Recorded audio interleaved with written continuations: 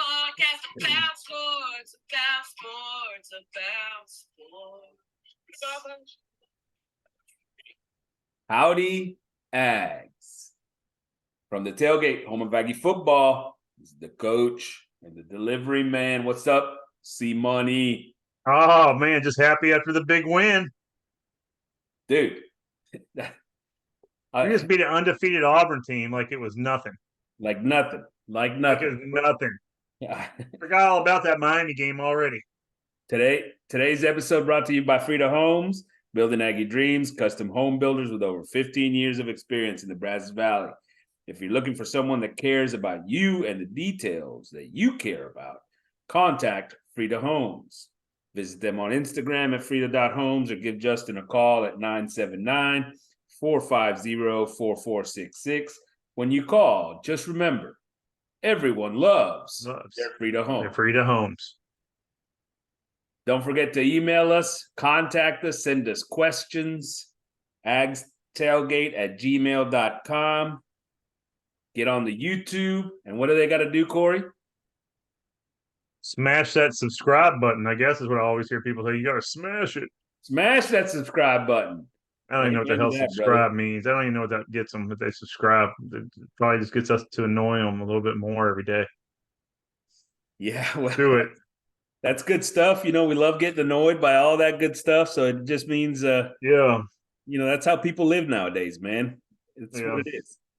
Yes. So speaking of subscribers, we've got a new subscriber, Petrazio Law, subscribe to the podcast. So welcome to the show. We also got a comment after our last episode, once the game was over. New King God, our buddy from Miami, he goes, man, I really agree with you guys about Texas Ags. Always that Aggie team is always just a few plays away. Jesus. Yeah. We're gonna focus on the football team today. Corey. Look, let's start off with pretty good win. Yeah, it's all right. It's good. 27-10. Open the SEC season, right? Ugly game. Huh? It was an ugly game. Go ahead, I'm listening. SEC, yeah. Open it up. Yep. Look, 1-0 in SEC play, baby. 1-0 in SEC play. The alternative is 0-1, right? So it's true. We're going to take the win. We've talked about what we think about this Auburn team beforehand, but having, you know, and I understand it's not a great team by far, but losing this game would have been the beginning of the year. Yeah, I said the season would be over if we lost that game. Season's over. Fire Jimbo. Fire everybody. Instead, you're sitting here. You've got an opportunity ahead of you for the kids on the field. They've got an opportunity ahead of them because now you take that 1-0 SEC record. Look, LSU sitting out there, right? I think most folks think that they're probably the best team in the West. We beat that LSU team last year, right? Alabama. We're going to find something. We're going to find something out this weekend. Ole Miss is at home against LSU. That's right. I'm sure we'll talk about that at the next podcast a little bit more, but that's a big game. That's a big game. LSU's favored by 2.5. We're going to talk about it. We get Arkansas this week. It's going to be a big game for us, right? You know? I don't know. They lost to BYU. I don't understand how Arkansas lost to BYU. Alabama gets Mississippi State. As it goes from here, as it goes forward from here, every game is a big game. And let me take that back a step or two. Not every game. One game against Austin Christian, or what is it? Abilene Christian. Abilene Christian. My wife got her doctorate from there. Be careful. Yeah. We're going to take that one out of the list. All right. They shouldn't even be playing that game. Okay. That one. Every other game we play the rest of this year is a big game. Period. And it had to start with this win against Auburn.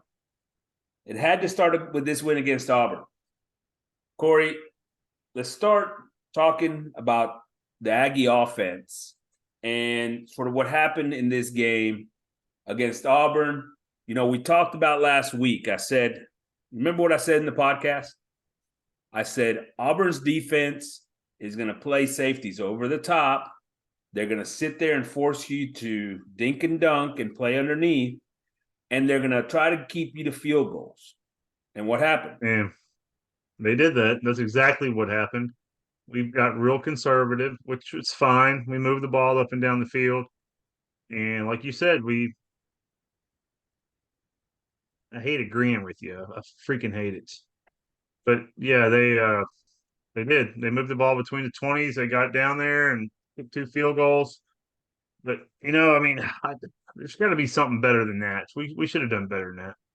Look, absolutely, and let's split this up first half, second half, because first half was Connor, second half was Max.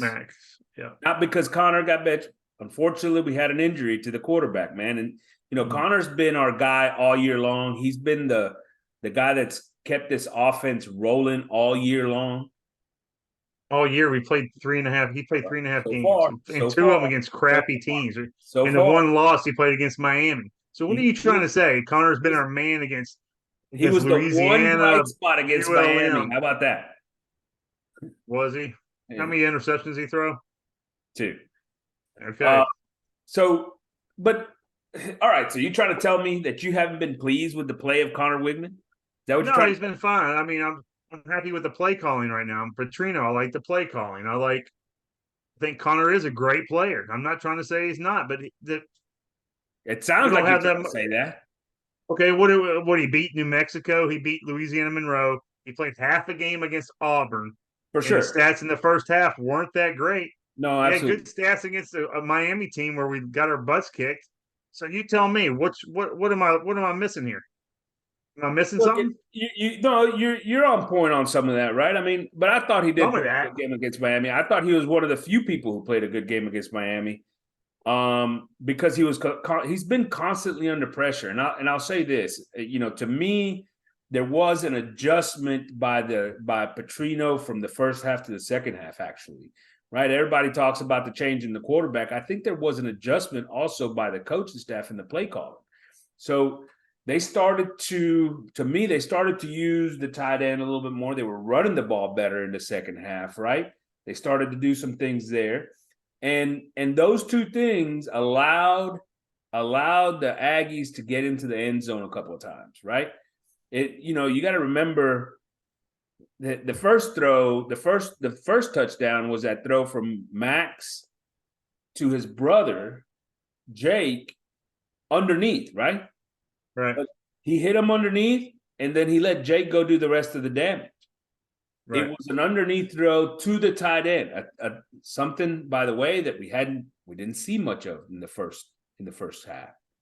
The use of the tight end.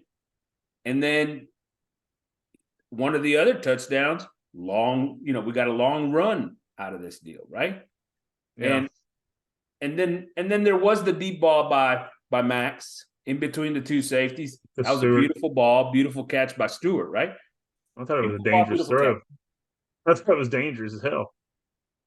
He split those defensive backs. I was like, what's going on here? I thought that ball was going to get picked, to be honest with you. It seemed like it was in the air forever to me. But you know what? It was perfect, right? It was a perfect throw. Yeah. Perfect throw, perfect catch. But you got to give your best player a chance to catch that ball, and he did. That's what he did. That's absolutely right. And I don't know if he's your best player. Maybe it's an IS. I don't know. But he's one of them. Well, I'm just saying. Not too many players on our team can go up and get the ball like Stewart can. We know that. I think Thomas is starting to prove that with his size.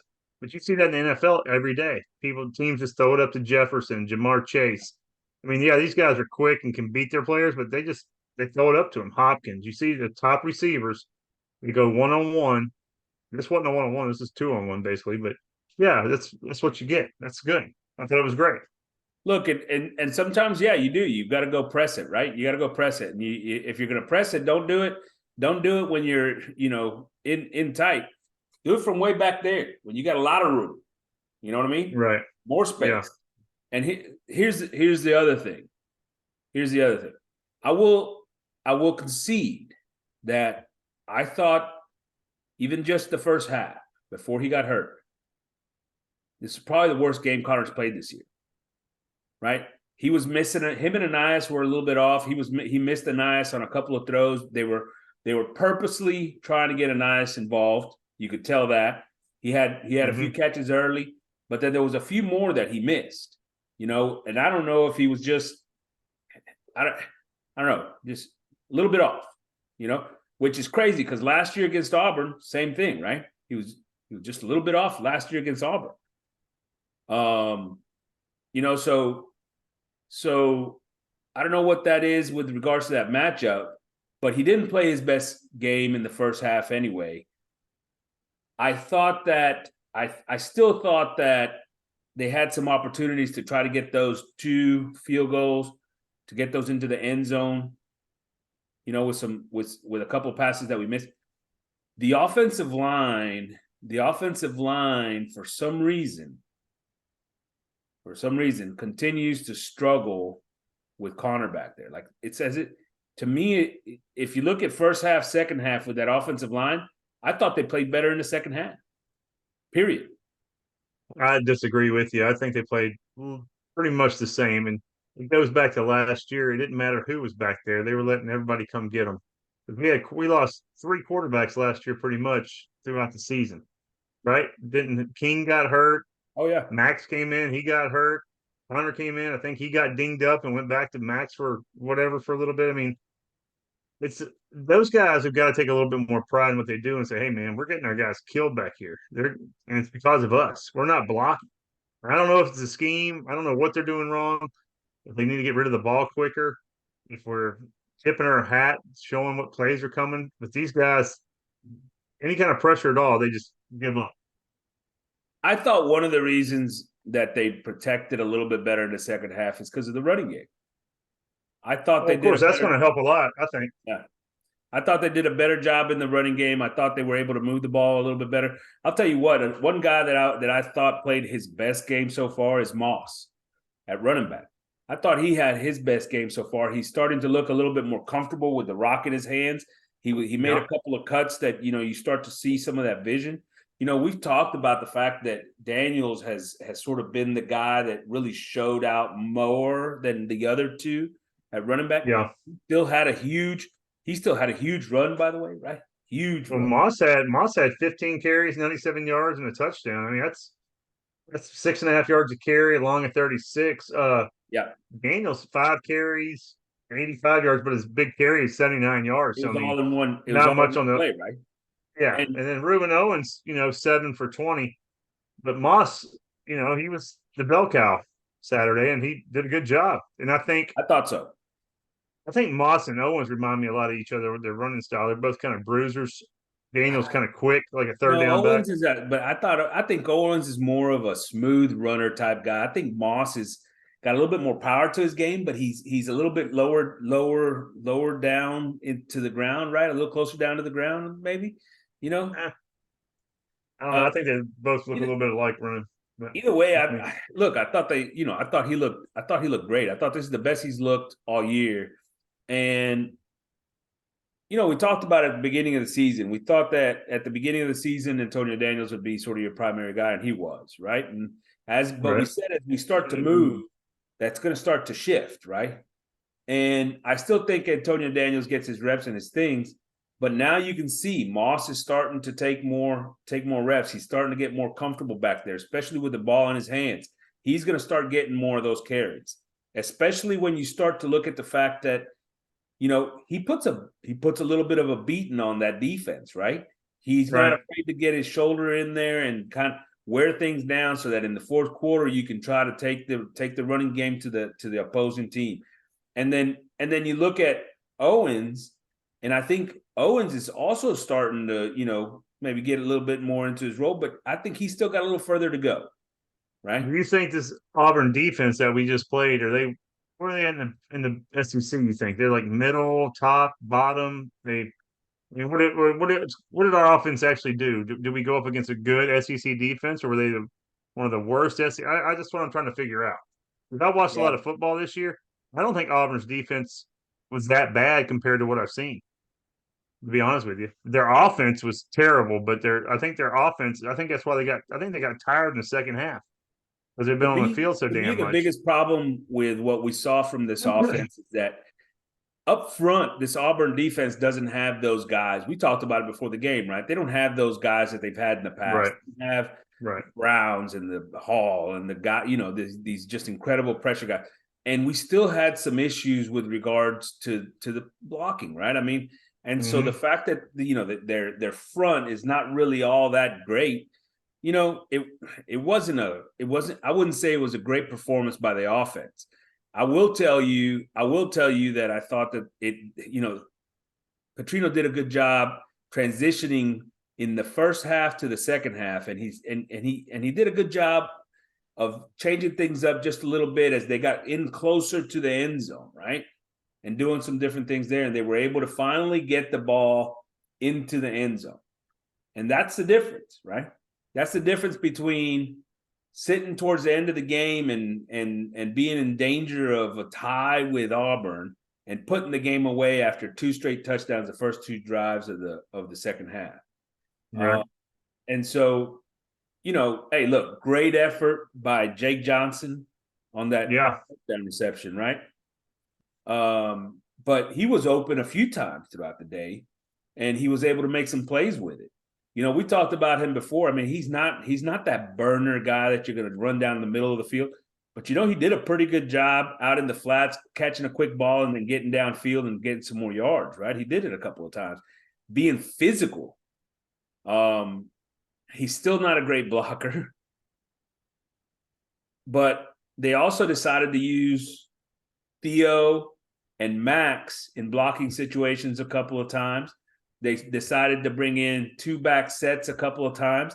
They did some things to affect this Auburn defense, especially in the second half, to try to, because Auburn was kind of playing soft, right? So if they were going to do that, let's bring some guys more into the box. Let's bring 2 tight ends in. Let's bring 2 backs in. And let's force Auburn to change up what they want to do, right? We ran the ball 2-1 to passing. We ran the ball 33 times and threw it. Well, we only had 15 completions. We threw it 25 times. But we only had 15 completions. So the majority of our plays were running plays.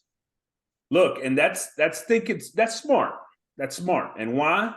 Because this was a game in which you didn't feel threatened by the offense on the other side, right? Just don't make any mistakes.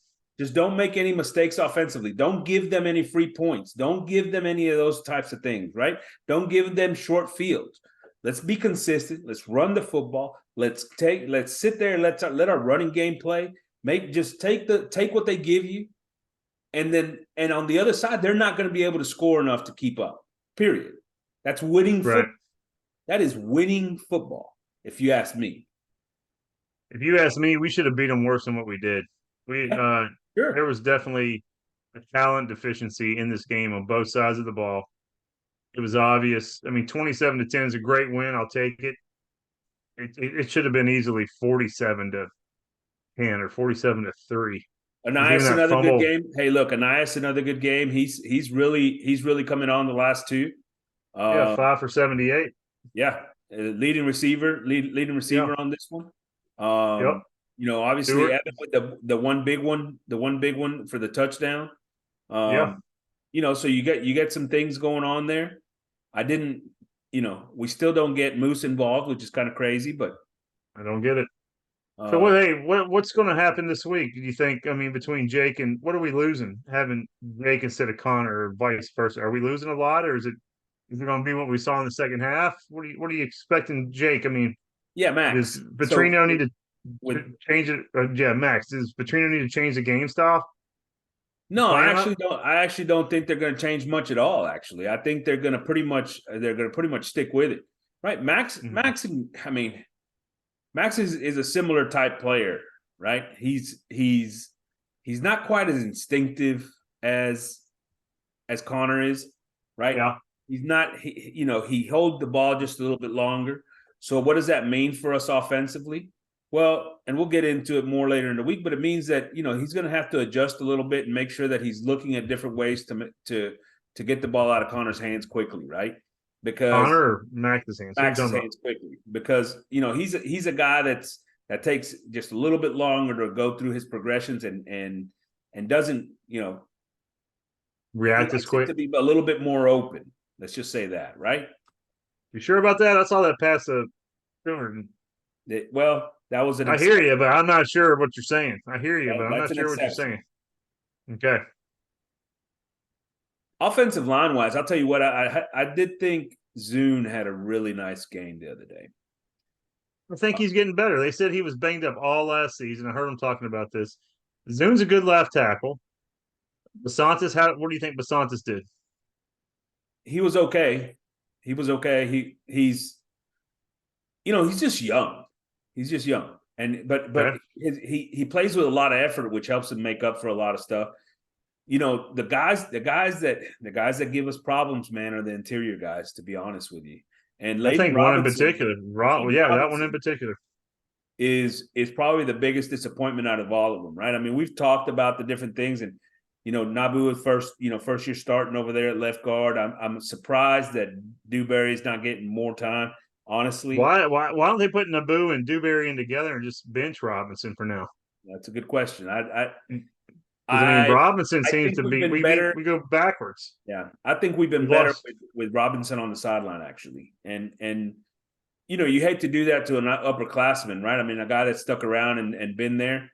Look, he's a big part of the program and all the things, but at some point you just got to take you got to put the guy that's producing in the game, right? What about Foster? What do you think about him? Yeah. To be Texas Ags loves him. Yeah, I think he's fine. I think he's fine. I don't think he's all average, Texas man. Ags. He's average. If you watch that game and you go stop the tape in the middle of a play, and I bet you that 75% of the time that you stop the play, he's going to be blocking no one. That's probably not a good indication. That's all I got to say. Yeah, the defensive guys are running away from him. They're scared of him. All right, so offensive MVP, who you got? It's kind of hard to go against Jake after what he did. Moss Max? had a great game. Max. I'm sorry, Max. Jake had a touchdown. Yeah. The Johnson. But I had to go with Anias. I like what Anias did. 5 catches, 78 yards. He was consistent, just all over the field. That's I mean, I thought Moss he set the tone, right? I thought he set the tone. Yeah. I mean, Moss had the stats. Daniels had a big run, but just one big run. Stewart had a big catch, but overall, the consistency is what I'm looking for. I'll give it to Anias. Yeah. Look, and this was one of those very much a team effort kind of situations, right? Very much a team effort. I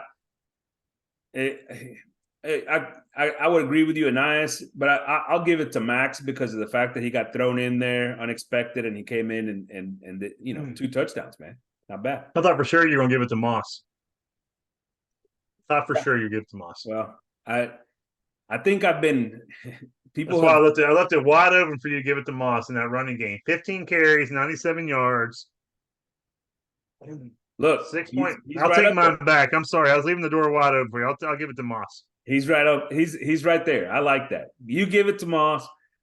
Because people have sort of told me that maybe I'm a little bit of a Max hater sometimes. So I want to make sure that people understand I appreciate what this dude's doing here.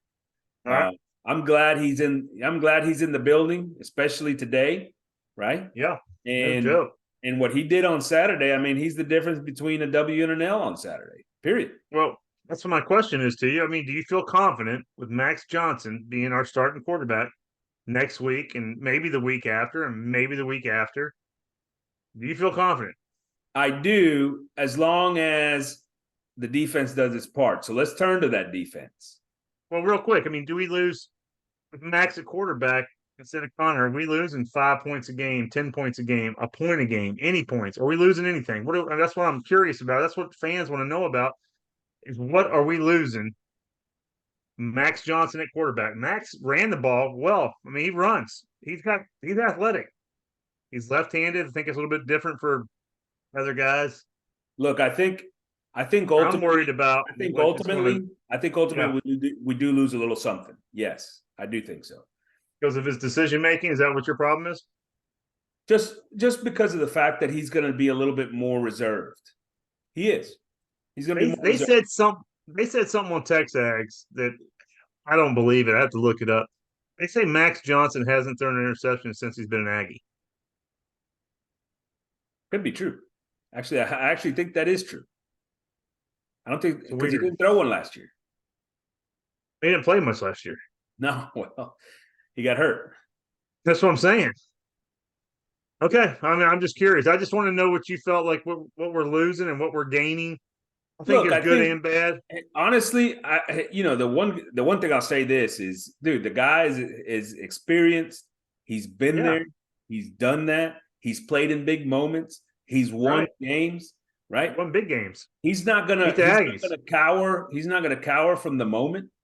But he came into this game and there wasn't any pressure on him because Auburn sucks, right? So he didn't have. Well, we know that now. We know that now. We didn't know it coming in, but we know that now. Look, I'm pretty sure everybody knew it coming in. We talked about it last week how bad they were, right? So the fact of the matter is we weren't scared of Auburn, right? We weren't scared of Auburn. We didn't think that they were a good team.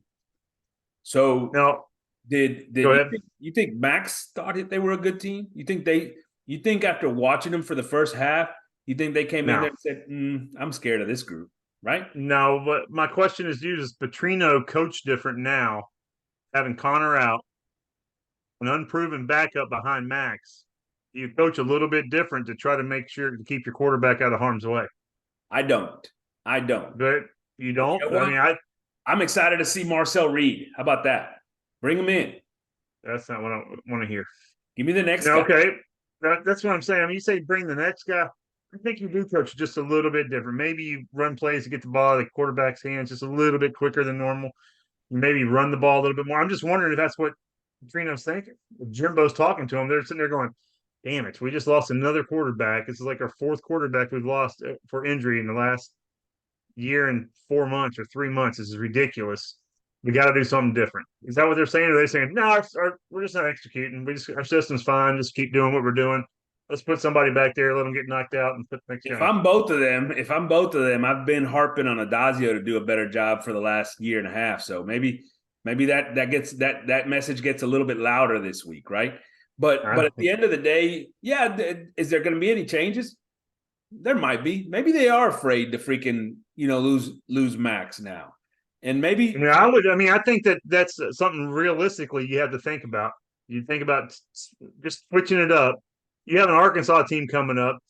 I watched them play, and we'll talk more about that Thursday or whatever. But look at this. This is SEC. This is SEC defense. They clearly weren't afraid of losing Connor because they kept calling deep pass plays where he was getting slobber knocked every freaking game, right? And he would stand in there in the face of the blitz and deliver the ball and take hits. And he did it again. He did it again on Saturday, right? That's what I'm saying. Does that change now? They weren't afraid to lose them. They weren't, clearly, right? Well, because you have Max backing him up, but now you don't. That's what I'm getting to. You got more. You got two other quarterbacks still sitting there. All right, you got Reed and who? At the end of the day, you got to Reed. You got the transfer that came in from what's his name? Okay, yeah, I like it. Go ahead. I'm listening. But look, is that ideal? No. Do you want to go to your third quarterback? No, you don't. However, no. You know what you really don't want to do? Lose games. You don't want to lose. Exactly. What's going to happen when you go to your third and fourth quarterback? You're going to lose games. Yeah, but if your offense isn't operating, then you're going to lose games anyway. Well, you got to figure out how to make your offense operate without getting your quarterback knocked out of the game is what I'm saying. That's what I'm saying. Tell Adazio to start coaching that offensive line. How about that? Well, I think Petrino's going to have to run some other game. The thing I don't understand is if they're getting that much pressure on us, where's the screen pass? Where's the little? Why don't we just let them go and just say, hey, well, screw it, Robinson, just let him go. Don't even worry about blocking. Is the screen the answer when they're only rushing 4 and getting pressure on you? Well, if all 5 of our guys on the offensive line don't block a freaking person, I think it would be. Because some of them don't even try. Like you said, Foster doesn't touch anybody. Robinson's only defense is holding or false start or just something to piss me off. Go ahead. Sorry. I actually think that the play calling stays pretty much the same. They may protect them a little bit more. Don't get me wrong. With the running game, there's a chance that they protect them a little bit more with the running game. And by the way, I thought they should have been doing that with Connor already. right? We've talked Yeah. about the fact that we want to see a better running game. We want to see a little bit more power running in this offense. And maybe that forces them to do it now. And so the only thing we can look at here at this point is say, okay, well, he's the last. You don't want to go to your third, right? You don't. If you No. have to, you will. But you No, don't want to you go to will. your third. You will, but no, you don't want to. That's something that from Connor to Max is a little drop off. From Max to Reed is like, you know what I'm saying? You might I'll as well tell you put a this. Nias in at quarterback. You might want to put a Nias in at quarterback No. Let me tell and you run this. the option. You get those other guys in there, Marcel, and that's when you do change the offense, because that dude can move. All right, that dude can move. Now Put a you've got some Nias in there different and run the options. Now I'm But gonna tell you, next week's coaching on offense is gonna be totally different than this week because Arkansas is a different animal. Arkansas is gonna move the ball and they're going to score points, and we're going to have to. It might be a shootout because I don't think Arkansas's defense is that good. I saw LSU go up and down the field on them, and that's what I'm saying. Arkansas you're gonna is have to be almost aggressive. saying, Yeah, absolutely. And that's the whole thing, right? That's why it's my original statement, Corey. What did I say? It depends on how the defense plays. And so let's move to that defense, because this defense was completely different on Saturday than it had been in the past. For three straight weeks, we've been clamoring and asking for freaking Smirkin Durkin to send some pressure, right? Send some pressure. He cost us a game against Miami by playing soft and sitting back. Cost the game. All right. Okay. So that's already one game on Smirkin Durkin right there. One. All right. Well, he came out and he finally gave us what we asked for. And he started right on the other side, bringing it. And this defense looked 10 times better than it has all year because of that pressure. We made that offense. Yeah, we made that offense of Auburn react to what we were doing instead of vice versa, what we're used to doing. Our defense has to react to what the offense is doing. We just said, screw it. We're bringing pressure. We had 15 tackles for loss, 7 sacks. We were those are in the the types of numbers backfield we've been all asking day. for all year, man. And you know who was back there the most? Our linebackers. So all people. The weakest position, I think, on our team. If you look at our team, the rankings, our class rankings, our linebackers are like maybe a 4 stars, maybe upper 3. They're not. We have any 5-star linebackers. You know what they did?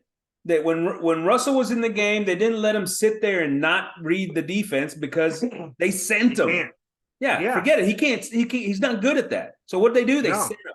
What they do with York and Cooper sometimes, they just send him. Not only that, but Scylla, Overton from those linebacker spots, they sent him. Don't let them sit there and cover freaking grass. Go, put them in pressure. Listen to this. York, 11 tackles, half a sack, 2 tackles for loss. Edgerrin Cooper, 8 tackles, 2 sacks, 3 tackles for loss. Chris Russell, 5 tackles, sack and a half, a tackle, and 1.5 tackles for loss. That guy, I mean, I talk crap about Russell all the time, but he impressed me. I mean, if you let him go, and that's what I think, if you're going to run that kind of defense that Durkin runs and those guys are all moving around, run it like the old Aggie 3-4 almost, where you don't know who's coming, but you send somebody all the time, right? Yeah, when they're dropping back, they don't know what the hell to do. In the past first 3 weeks, it was rushing 3, rushing 3, rushing 4, rushing 3, rushing 4. Not Saturday, son. Not Saturday. Saturday was on. And that's the biggest difference between this defense. Now, don't get me wrong. Let's put a little bit of a stop here, because Auburn was the worst offense we've seen all year, maybe worse than the other. I mean, as bad as New Mexico was pretty bad. I mean, Thorne couldn't hit a wide open wide receiver to save his life. I mean, there was a couple times that bad. There was a couple times they had a guy sitting there just wide open, and he threw it. He was trying to aim it towards him, and that ball wasn't anywhere near those receivers. Way over their heads. I mean, it was ridiculous. I mean, I think he could be the worst quarterback we faced all year, and I think he may be the worst quarterback we will continue to face all year. Is Auburn the second worst team in the SEC? I think they are right there. I think they're just above Vandy. Ahead of Vandy, I guess. That's what I'm saying. Second worst. I don't know that they beat Vandy. I mean, I'm not trying to discredit the Aggie win, I'm just saying that Auburn team was a lot worse than I thought they Once were. I mean, I again, saw them play against Cal, and Cal. That's what convinced us to bet against Cal was watching Auburn. We beat Auburn. We saw how bad Auburn was. Auburn beat Cal at Cal, and Cal got their ass kicked by Washington. So I mean, that's what I'm saying. Watching that kind of stuff. no, absolutely. And here's the thing, right? Last year, that bad Auburn team beat this A&M team. They were just as bad, and they beat us. They may have been worse.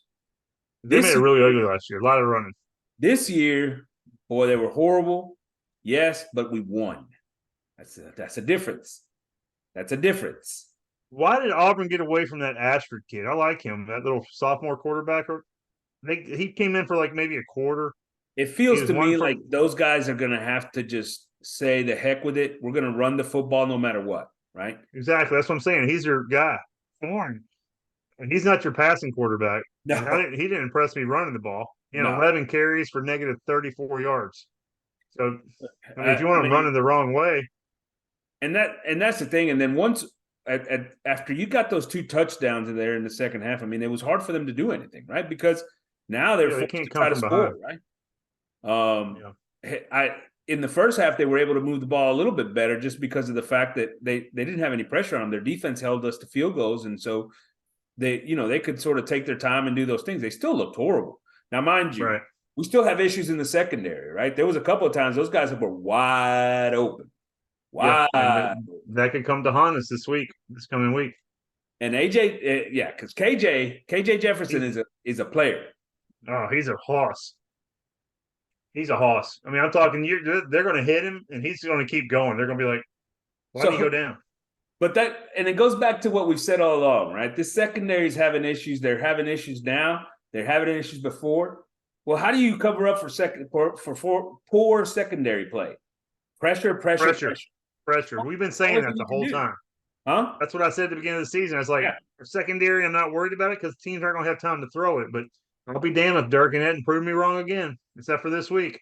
I will look. You know how critical I've been of Smirkin Durkin. Mm-hmm. I'm going to give him just a little bit of credit today because I thought on Saturday he made the change. We'll see if he continues with that. All right. We'll see if he continues with that. He may have said, on Saturday, he said, look, these quarterbacks are so bad, we're just going to bring pressure because they can't hurt us. And maybe the day we turn around next week and play KJ Jefferson and understanding that he can hurt you from time to time, maybe he'll be soft again to try to prevent whatever. Maybe. Well, but right now, I'm going to give him the benefit of the doubt. I'm going to give him the benefit of the doubt that this is the beginning of something, not just a one-off. Well, Durkin made Van Dime look like a Heisman candidate. Well, we didn't do it to KJ. Well, but we're going to find out. So, look, issues in the secondary still there, but you know what? With this pressures defense, the linebacking core looked a ton better, right? Yeah. The defense. I thought Deuce Harmon played pretty decent. Deuce Harmon did all right being in the game. I thought Deuce had some good. Yeah, absolutely. I thought Chappelle did a good job. He was the one involved with the hit with the drop pass that was supposedly a fumble and a touchdown by Cooper. I tell you, DeBerry needs to be careful on some of those hits, man. I thought he was going to get flagged a couple of times, but he didn't. I don't know. You see, I'm talking like a late hit or just. I mean, he's not afraid to pop somebody, which I enjoy, but we don't need him tacking on 15 extra yards just because. Well, and the thing is, he's such a small guy, right? That he has to basically put his entire body into that thing, and sometimes it involves him dropping that head, like you said. He's got to be careful. Not to mention, based on the fact that we don't have a ton of depth out there right now, he needs to stay healthy. So he needs to be careful. And speaking of, I heard something about that today about Grimes, the guy that transferred from North Carolina. I heard he's been injured all year. That's why he hasn't seen the field. It's like a hamstring or something. I'm not sure what it is. Well, look, we can always use more depth out there, and so hopefully he gets healthy and we can see some reps out there. I think. Look, he was a 5-star recruit, so he's got some physical tools. But if you've watched him play, he hasn't been that great. So at the end of the day, we need the depth. Especially because of the fact that we've already had a few injuries there outside of him as well. Javon Thomas was out for a while. Chappelle was out for a little bit, right? So it doesn't leave us a whole lot of other guys. So good for Deuce Harmon, by the way. Deuce has been on campus for a while, and he got a ton of reps. He's starting to get regular reps out there, and I want to continue to see him do that because I think he's played pretty decently. Let me ask you this, Corey. Who's your defensive MVP? Edge Cooper. I thought Cooper played a hell of a game. If they would have allowed that the one I thought was a fumble to go for 6, he'd definitely be it. But yeah, he played a hell of a game. He was all over the place. Did great. I mean, there's a lot of guys. I thought the D line as a whole. Best game as an Aggie. I 100% agree with you. It is Edge Cooper, and I don't think there's any question. Defense right. On Saturday. Any final thoughts on the Aggie game? I don't know if I'm a pessimist or what. I'm just a little worried about the upcoming schedule. What I've seen, I think we should have dominated this game more on the offensive side than what we did. We moved the ball between the 20s. Max came in, looked good. I don't understand why we didn't see that with Connor. I don't understand it. You know, to me, Auburn's an inferior opponent. Like I said, we should have beat them. Why did it take an adjustment at halftime to do some of those things? And well, I'll tell you what, I'm glad they did make an adjustment. That's showing in the past, we wouldn't have seen adjustments. You know, in the past, it would have been the same shit. We'd be talking about, damn, they didn't do anything different, but they did do something different. And I'm proud of them for that. I'll give them credit for that. Yeah. I still look from this offense. I still want to see some more misdirection, maybe some double moves, maybe some trickeration in there somewhere. I still want to see. I did see a couple of rubs and picks on the pass, and I saw a couple. Didn't we get called for offensive pass interference or something once? I can't remember if that game or not, but I know we were doing rubs and picks. Yeah, I liked it. You know, a little play action boot, tight end in the flats, or different things. Just some misdirection, a little bit more misdirection still. But you know what? Like I said, I'm glad, like you said, I'm glad that we had those adjustments. Petrino did do that. And most of all, I hope that Connor is not out long, right? I hope that he gets himself healthy. We haven't heard how long this is going to be, but it's an ankle thing. It's a high ankle sprain again, whatever I believe is what they're saying. You know, and those things could go 4 weeks, you know, so you never know how long he's going to be out. But hopefully, young guy, hopefully he's not out too long. You and I agree that Connor gives us the best chance to win, right? I agree. I think Connor gives us the best chance to win. No matter what. I mean, Max comes in, has a great game. I don't know if Connor would have done that in the second half or not, but I don't have any doubt in my mind we would have won that game. Hey, for the next couple of weeks, we're going to take a step up in competition, right? So he's going to have to prove it. Well, we said that when we played Auburn, and yeah. Hey, look, and it was a step up. It was a step up from Miami, ULM. It wasn't a step up from Miami. Miami's been the best team we played so far. Yeah, and they might be better than Arkansas, the team we're playing this week. But I got a question for you if you're done about the Aggie game. I want to go around college football, Corey. I want to ask you about the coaches. You saving that for later? Got that as a question from the tailgate, actually. Oh, you son of a! Go ahead. I know. Go around the country. All right, let's go around the country, man, because honestly, this might have been the most exciting week of college football I can remember, man. Lots of awesome games. Let's start with that Notre Dame Ohio State game, man. Thoughts? I had no idea that Notre Dame only had 10 guys on the field until today. I had no clue. That's indefensible, by the way. Indefensible. The two plays, not one, but 2 plays. The coach for Notre Dame was trying to defend it. Indefensible. You take the penalty, you walk, you give them a chance to do whatever. It doesn't matter, man. Put your 11th guy on the freaking field, please.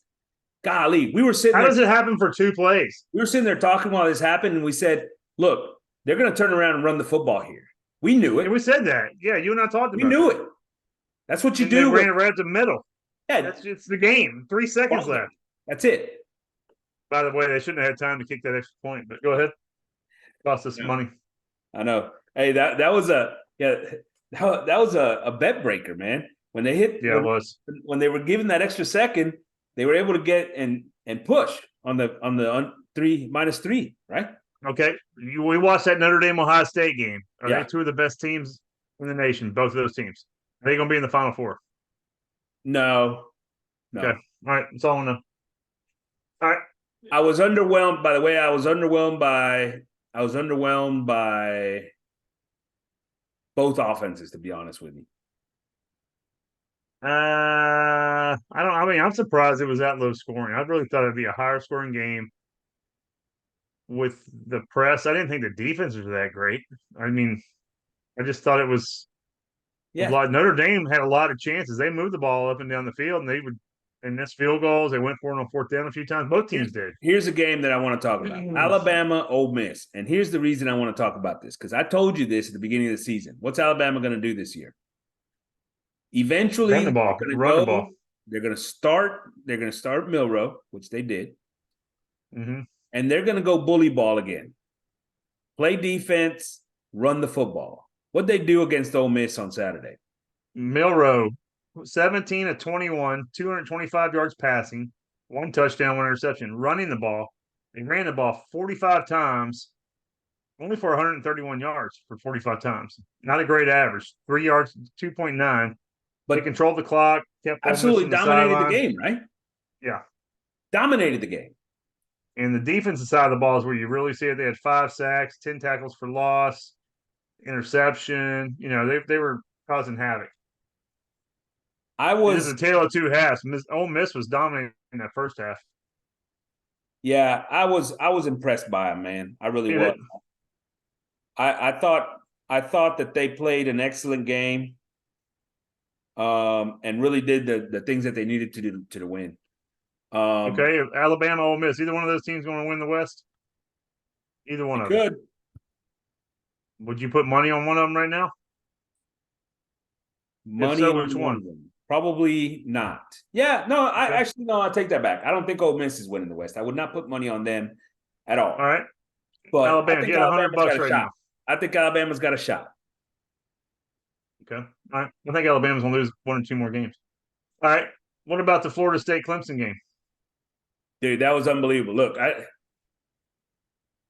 I actually couldn't believe Florida State won that game. I mean, it took a defensive touchdown at the end of in the fourth quarter to tie that big game up. Clemson missed a chip shot field goal to win it, giving Florida State a chance to win it in overtime. Who should have won that game? Who should have won that game? Clemson should have won that game. Clemson should have won that game. Should have won that game. Is Florida State a national championship contender? Man, when I watched them against LSU, I really thought so. I did too. I watched them against Boston College. I was like, who is this team I'm watching play against Boston College? Watching them the last 2 weeks, I'm not sure. And you know why? It's not because they don't have the talent. I think they have the talent 100%. That roster is ready to compete. Yeah. I think that I don't think they're that good at the coaching level. They've got an Aggie problem, but less of an Aggie problem. How about that? Who's the best team in the ACC that nobody's talking about? Duke. Yeah. 41-7 over UConn. I mean, UConn sucks, but Duke is just dominating. We're going to find something out this week, though. They play Notre Dame this week. That's a tell game of the week right there, by the way. But that's a tell. Spread's 5.5, by the way. Notre Dame's favored by 5.5. Look, I got respect for Duke because just like I said before, right? I did think that Elko was a perfect fit over there, man. I thought he was a perfect fit over there, and I think he's doing a phenomenal job of staying true to what he does. And ultimately, that quarterback, Leonard, is good enough to get points on the board, right? When they face Florida State, talent-wise, they're not going to be anywhere near close to Florida State. Coaching-wise, on the other hand, I think that they're going to be able to make up some of that talent deficiency. Will they win? I don't know, man. I don't know that they're going to be able to overcome it. But at the same time, I expect that game to be closer than people expect. I hear you. ACC's pretty good, man. They got like 4 or 5 good teams right now. I mean, you look at them. There's Florida State, Duke, yeah. And what's it called? Syracuse is undefeated. They play somebody this week too. They play Syracuse. Get out of here. We're not talking Syracuse today. Syracuse is undefeated. They're playing Clemson this week at home. Yeah, they've beaten 6 schools of the blind or 4 schools of the blind or whatever they played. You say that they're undefeated. More big games today. So look, Washington State, Oregon State. You had Oregon State going into this one. I told you Washington State at home, man. Watch out for my boy Cam Ward. Watch out for my boy Cam Ward. My boy Cam Ward came through. That dude's unknown and needs to be known. Yeah, 38-35. Great game. I mean, Pac-12 is just going to beat each other up. What about the Oregon-Colorado game? That's what we thought was going to happen, wasn't it? That is exactly what we thought was going to happen. Look, and America thought it too. That poor Shedeur Sanders, man, because he got no help, no protection, no nothing. If I were Dion, I would have pulled him at halftime so that he didn't get hurt. He's been getting a ton of credit, mind you. Mel Kiper had him in his new mock draft as like the number 4 quarterback in the country. Hold up, number one, because while he's getting all that respect, a guy like Cam Ward, who's just absolutely balling out, nobody even knows who he is. No, I can't even say his name. Hey, UCLA lost to Utah 14-7. Utah, big game this week, going to Oregon State. Those are 2 teams, by the way, UCLA and Utah, 2 teams that absolutely 100% showed me nothing. I was not impressed with either one of those offenses. I've said this about Utah on multiple occasions at this point. That team offensively is a problem. They need Cam Rising back, and they need him back healthy because otherwise they're going to get beat by 3 of their opponents in the Pac-12. All right. Kansas beat up BYU 38-27. BYU, a team that just beat Arkansas. What I tell you on Saturday watching Arkansas, man? How'd they lose to BYU? No idea. I have no clue how that happened. Now, my question is for you right now as we're talking. Kansas plays a big game this week. They play at Texas. Oh, yeah. Longhorns are favored by 17. Who do you like? Man, I can't give my pick this early, man. I got to process it a little bit. Ooh, I'll right now, I'll take Kansas. I'll take Kansas in 17 points, baby. Look, I saw that offense. Kansas has been playing good football. There's no denying that. I give them credit for that. Look, what they Coach moved the ball. Leopold's been doing over there, Coach Leopold doing over there, been doing a great job. He better take the first big-time program offer he can get so he doesn't end up like his buddy over at Iowa State, Matt Campbell, and stuck in a bad program for the rest of his career. Coach Leopold, find your way out and go get a job at Florida. No loyalty coming out of this guy. Loyalty. None. Because I promise you they're going to fire his ass the moment he has a losing season. So why should he? All right, other teams we need to talk about. Let's talk about. How about USC? How about USC having a little bit of struggles with Arizona State, giving up some points to Arizona State? 42. They're going to give up points to everybody they play. Their defense isn't that strong.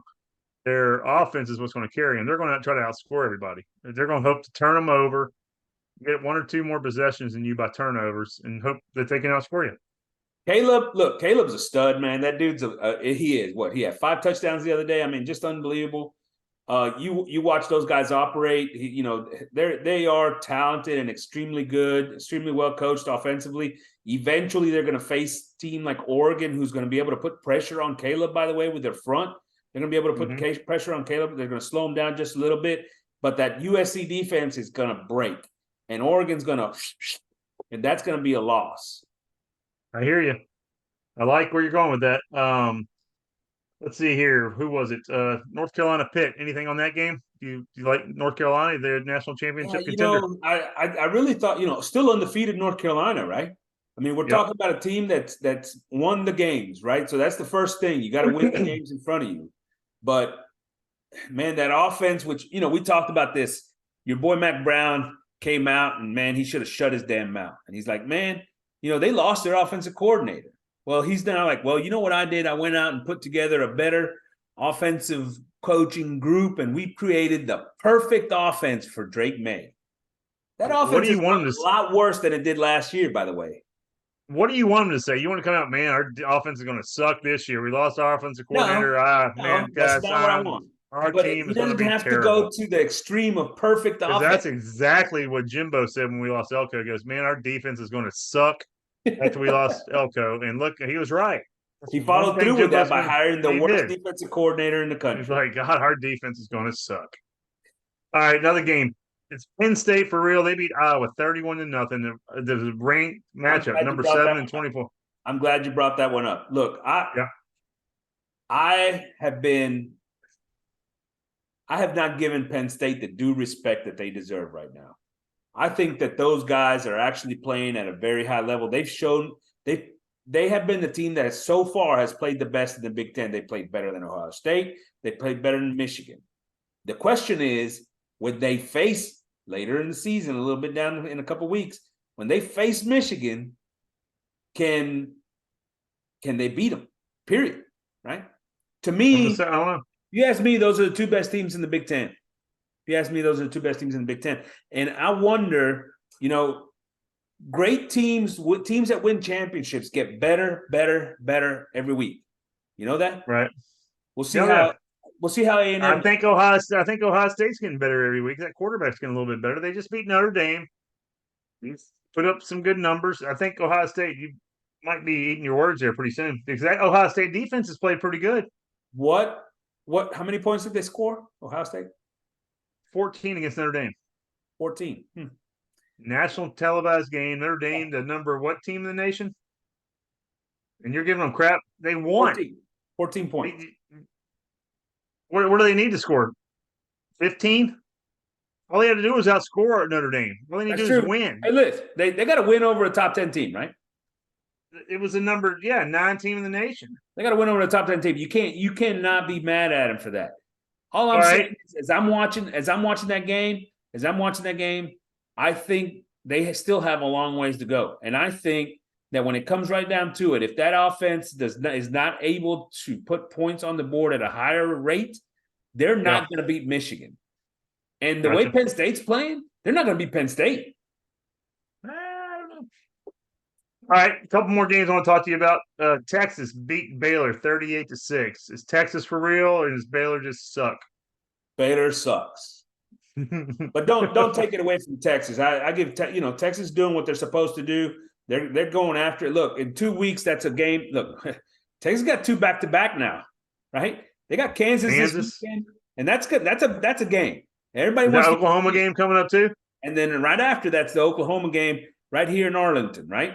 And so you want to talk about a little back-to-back action? Texas, the next 2 weeks, I think Texas either proves their season or blows their season. Next 2 weeks. If Alabama played Texas again in the same situation, does Texas beat them? I would bet that game is much closer if they played again. Gotcha. All right. Georgia beat UAB 49-21. That is, believe in Georgia. Has been the biggest disappointment of any team in the country. Georgia. Really? Any team in the country?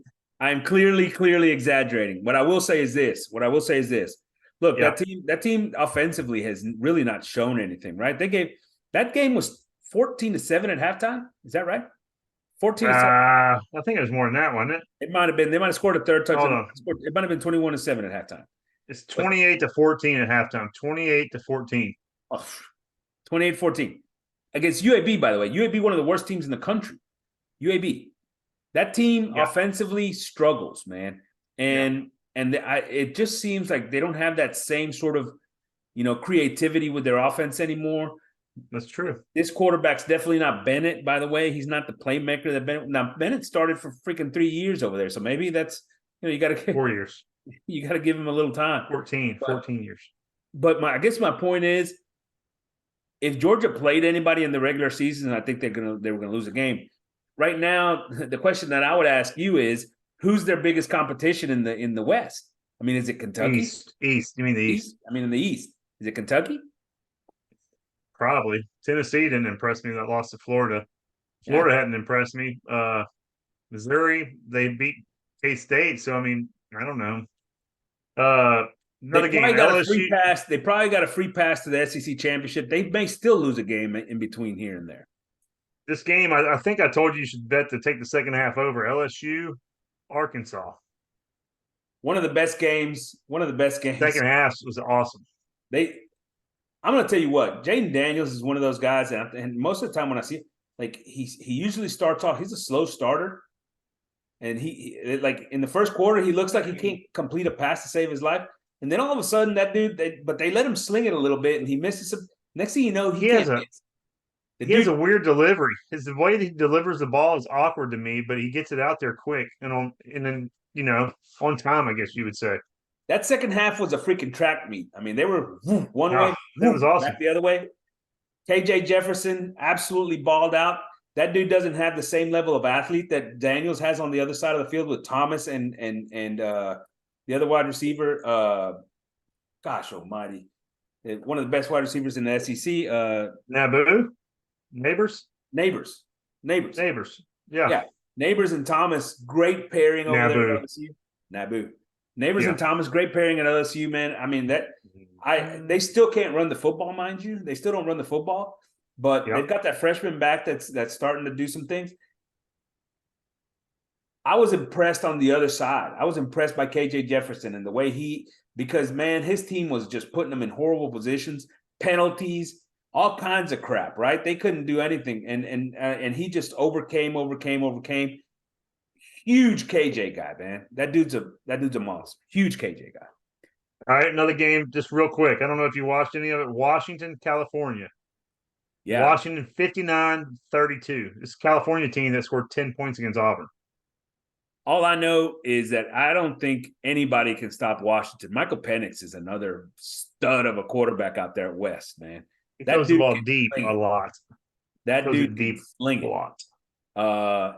That's why the Pac-12 this year is going to be so much fun because they've got all those guys. Bo Nix in Oregon, Michael Penix at Washington. We talked Cam Ward at Oregon State, Ugalele over at Oregon State, and we talked Cam Ward at Washington State.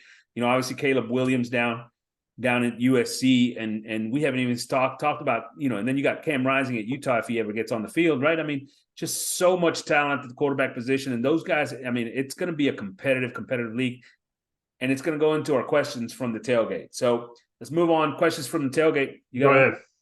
Nope, go ahead. I want to hear your questions from the tailgate. First one. For right now, we're a third of the way through the season. Yeah. Who do you have in the playoffs? God dang, in the playoffs. Right now, I mean, the Longhorns beat what's it called? They beat Alabama. They're number 3 in the nation. They're in the Big 12. I think the Big 12 is going to get a team. I think Texas. Florida State's got 2 of the best wins in the nation, beating Clemson and LSU. So that's 2. Take a Pac-12 school. I mean, it's either Oregon or Washington, I think, right now. USC, I don't think has a defense. So I probably lean. Washington State might have a better win than either one of them. I mean, Oregon's got some good wins, but Washington State's got a win over Wisconsin, right? Yeah, and they beat Oregon State. And Oregon State. Just from what I've seen, the eye test, I would take. What Washington's doing on offense is impressive, and that's people like that. People like the long ball. So give me Washington. That's 3, and then a 4th one. It's either the SEC or who am I leaving out? The Big Ten. Big Ten. Woo, man! I love me some SEC, but right now, I almost have to lead for the Big Ten. I'd say either Michigan or Penn State. That's just me being honest. I'd hate to see the SEC get left out, but Georgia seems down. Alabama seems down. LSU is moving up, but they lost to Florida State. A&M lost to Miami. And those 2 teams, Florida State beats Miami. That just increases Florida State's resume, right?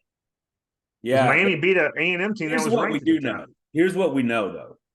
When we get right now, all these teams are all undefeated. Yeah. When we get to the end of the season, none of them are going to be undefeated, by the way. But you're just asking me a Final Four right now. What's your Final Four? I 100% agree with yours, except I'm going to go dark horse out of the Pac-12 with Washington State. So you got Washington State. Actually, Michigan, Penn State. You don't take Michigan or Penn State? It's probably Oregon. Okay. God, you sucker. All right, so you got Oregon. You taking Michigan or Penn State? Oregon's got shoes on their players, Nikes on their players that change colors when they are not moving. In a bad mood. Yeah, when they're in a bad mood. When they're not moving fast enough. Yeah, that's crazy. So you're taking Texas, Florida State, Michigan or Penn State? A week ago I'd have gone Michigan. I'm going to go Penn State. I'll stick with Michigan. I think Michigan's going to win it. Yeah, And then, I mean, don't get me wrong. They got the better coach. They probably have the better quarterback, right? yeah, their running game's pretty strong. Penn State just needs to keep proving it. I mean, they beat Iowa. How good is Iowa? I mean, They're not good. They're not that good offensively, but they're good defensively. You know that. They beat West Virginia, who's actually 3-1 now. My dad will be happy. There you go. But yeah, I'm going to tell you what. Don't throw out Oklahoma. Don't throw out Oklahoma. That defense is playing a lot better than they did last year. Last year, they lost some games when their quarterbacks were hurt. That's the only games that they lost by a lot. They actually have a backup quarterback this year. Hopefully, he doesn't have to see the field. But if he does, they're not inept offensively. Oklahoma in 2 weeks has a matchup against Texas, and that's going to be potentially the matchup at the end of the year as the Big 12 championship, right? Right. So I mean, it's either them or Baylor, right? Baylor's just hitting everybody's ass. Oh, Baylor, my bad. What I don't want to see, and this could happen, is that the Pac-12 ends up beating themselves up so much that they all end up out, and Georgia gets in out of reputation, right? That's pretty much what they're on right now. Number one team in the nation. Are they playing like the number one team in the nation? Not even close.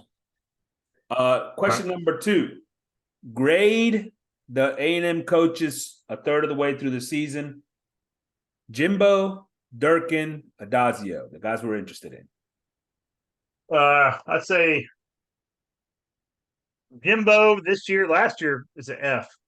F minus if you can give that. I'd say I'm actually impressed with him. He's leaving the offensive alone, it seems like. I don't know if you've noticed that, but it seems like I'd like to see him getting I don't know if he put something in Durkin's ear this past week or if that's just Durkin. At one point in the game, he got on Durkin too. That's good. And Adazio, he needs to get in his ear. He just lost his quarterback because of that shit. So I got to give Jimbo, I hate to say it, probably a C plus or a B for this year right now. Adazio, he's still hovering around that he should be fired tomorrow line, that F line. Because I'm not impressed. The guys, Zune's played better. Santos hasn't had a chance to be coached enough to get any worse. Naboo, I don't know why Dewberry's not out there. Foster. The names should have talent, but they're not doing what we think they should do. I'll give them a D right now because I think they are better running the ball. Pass protection sucks. Durkin, I hate to say it, but after last week, if you would have asked me this before this week, I would have said F, just simply because I'm tired of 3-man front. But last week, that's what he did. If he's shown that he can actually make changes and start putting pressure, that grade's gonna go up. He's at probably for the season, probably a D plus, close to a C minus. If he keeps doing what he did last week, it's gonna go up. What do you think? I think you're right on point. I agree with you. I think Jimbo at this point, look, I'm going to give him credit for all the way back into the offseason and making the change at offensive coordinator. I'm going to start there. Right. What he did there, look, he just needs to quit giving press conferences, really. Because every time really Jimbo's call, do you think that was really Jimbo's call to hire offensive coordinator? Do you think there was some outside influence going, you better hire a freaking offensive coordinator because you suck? I think Jimbo made that call, and this is why. They have no leverage over him. None. Zero. Not even a little bit. He signed his contract. They pay him. Yeah. That's leverage.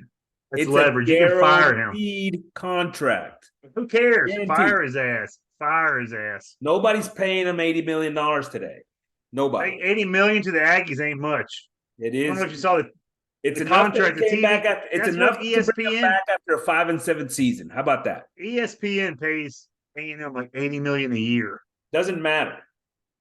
80 million, 77 million was it, or 76 million, enough to bring them back after a 5-7 season. That's how much they didn't want to pay him. So here's the thing. I thought he did it on his own because at the end of the day, they didn't have any leverage over him. He's got full control over that staff. He knew after scoring 22.5 points a game last year that he had to make a change. He also knew that with this offense, the way and the whole team, the way they were mismanaging the clock, the way they were constantly using too many timeouts, the way they, all those things that we saw all the time last year, the fact that he wasn't able to see what was going on during the defensive plays, all those things, he understood he had to give up that play calling. Somebody else had to take that over so he could manage this football team. I give him credit for that. We used a timeout in the first minute of the game this week, didn't we? Yes. Look, end of the day, I give him credit for that. I give him What's the grade? We've been better in game management. We haven't been great. We haven't been perfect, but we've been better in game management. He's still recruiting. So what do I give him? B minus? Okay. B minus for the gym. So Durkin, as you said, before this week, he was in a flaming F. Yes. Oh, flaming. Flaming. So far, he's already cost us one game in Miami. This week, he made changes. Did he do that, or somebody whisper in his ear and say, "You better make changes"? I'm going to give him a little credit because of it. I'm going to give him a little bit of the credit because of it. Now, for him to take that grade from a flaming F all the way to an acceptable B, he's got to do that for several more weeks. I'm about to say. Yeah, I gave him like a D minus, maybe a D or something like that. He's in a D level. Right now, he's still at a D because he did it against the worst offense in all of the SEC. Yeah. That includes Vanderbilt, by the way. But he didn't even put that kind of pressure on New Mexico or ULM. Right. I don't understand that. Worst offense in the SEC in Auburn. And so you got to back it up against a team next week in Arkansas. D. What about Adazio? D for Durkin. Adazio is still a flaming F because that dude has got all the talent in the world. What does he do? Mm-hmm. He benches his 2-year starter at right tackle somehow to start a freshman. But at the same time, he keeps his senior right guard in the game in spite of the fact that after 5 years on campus, the dude's your worst offensive lineman. Is Fatheree healthy? Why can't he play guard? Why is he? If he's not healthy, why did they put him in the game 2 weeks ago? I don't know. I was wondering the same question. So either they're being irresponsible as coaches, or they've just benched him. Right? I don't get it. Yeah, I don't get it. Ultimately, those guys have not gotten better as a group from last year to this year. They still struggle with a lot of the same things in passing off blocks, combo blocks, and things like that. That's what coaching's about. Adazio should be fired. He should have been fired already. The fact that he's still on this is still working as a coach on this team, it probably takes me away from where Jimbo's Fisher grade was. I'm going to drop Jimbo Fisher down a grade to C+ because of it. Good. Like it. All right, Corey. Look. All right, buddy. The college football season is up, man. We are in it. Every love it. Can't get enough of it. There should be a game every day. I'd never go to work. Gig 'em, Aggies, from the tailgate. See you later in the week. Holla.